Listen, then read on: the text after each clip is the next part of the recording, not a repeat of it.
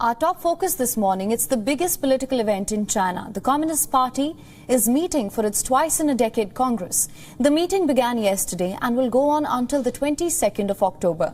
The Congress, like all things in China, full of secrecy. In the coming days, after much behind-the-scenes deliberations among the party elites, the choice for China's top leadership for the next 5 years will be presented to the country. And no points for guessing. It will be Xi Jinping. The Chinese president is expected to receive an unprecedented third term in power. What does another 5 years of Xi's rule mean to China and the world? Well, experts say the distinction between the country and the party will likely be blurred in the years to come. The party is deeply entwined in all aspects of authority, be it the government, military, society, schools here. The CPC is everywhere. Back in 2017, during the last Congress, the communique reflected that the party should lead in all spheres, not just in politics, but also in the economy and social life. In the years to come, that will most likely be fulfilled. The next question is, can there be anti-incumbency against Xi Jinping? Most likely not. Over the years, with carefully drafted restrictions and curbs, Xi has removed almost all political opposition. Dissent against the state is constantly quashed. Just ahead of the CPC, we saw what happened when there was a banner being held in Beijing calling him a dictator. Of course, the banner was removed quickly, a lookout was issued for mysterious protester, and all keywords surrounding this incident were blocked on social media. Next, we come to the Chinese economy. Xi hopes to make China the manufacturing hub once again. In his work report and the outlook here, the Chinese president spoke at length about opening up. He said that China must intensify efforts to advance reform and explore new ground, and that they must remain steadfast in expanding. Now, Xi has said that China's commitment to reform will not waver. In recent times, his government has amped up the role of the state on economic affairs and taken dramatic steps to put what he sees as unruly sectors like the real estate, tech, after-school education in check here. A key thing here was making China more self-sufficient in areas including food production. Now, the Chinese president believes that the country should consolidate its leading position in industries where they excel and shore up weaknesses in areas vital to China's national security. Now, another 5 years of Xi will come with its own domestic and international challenges. China aims to further its global position, increase its influence, reunify with Taiwan. These aims have a huge impact for countries in the neighborhood and even those far away.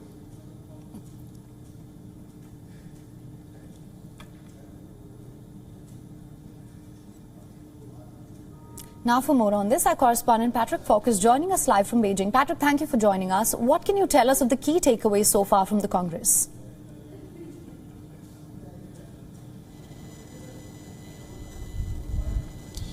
Well, yesterday the opening address was much as we would expect it to be, with President Xi Jinping outlining what the key achievements of the party were over the last 5 years and outlining what the key priorities for the next 5 years would be. And he talked about, in particular, he touted, in particular, China's handling of COVID-19, reining in of Hong Kong and ending the unrest there, and also opposing Taiwanese separatist forces.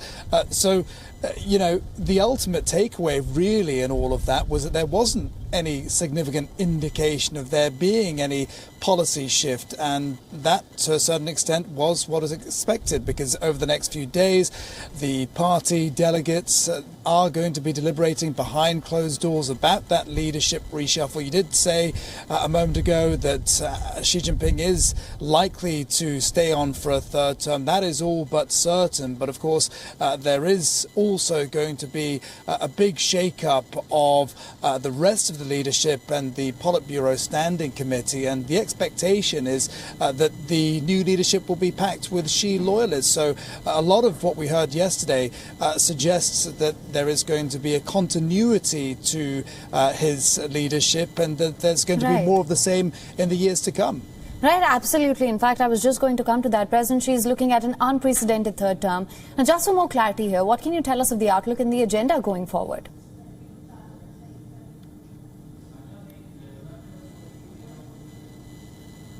Yeah, well, it is a good question, because China is facing a lot of challenges right now, and not least challenges related to the slowdown in the economy. And a lot of that really is linked to President Xi Jinping's insistence with sticking to China's zero COVID policy. And people were looking out for clues yesterday as to whether or not there'd be any loosening up on that. And you can tell by the sluggish sort of opening of markets in Asia this week that they were left a little bit disappointed, because there wasn't really any indication that there would be any easing up in that regard. And, you know, the other thing is that there was a lot of discussion about security. And, you know, this has been a hallmark of President Xi Jinping's leadership over the past decade. There has been a tightening of national security and stability, a real focus on that, and a real focus on that moving forward. And there'll be question marks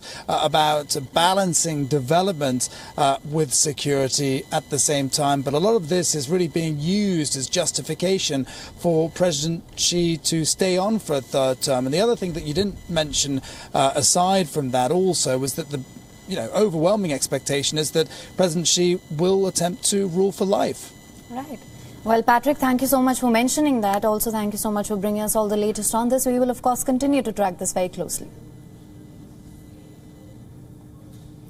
WION is now available in your country. Download the app now. Get all the news on the move.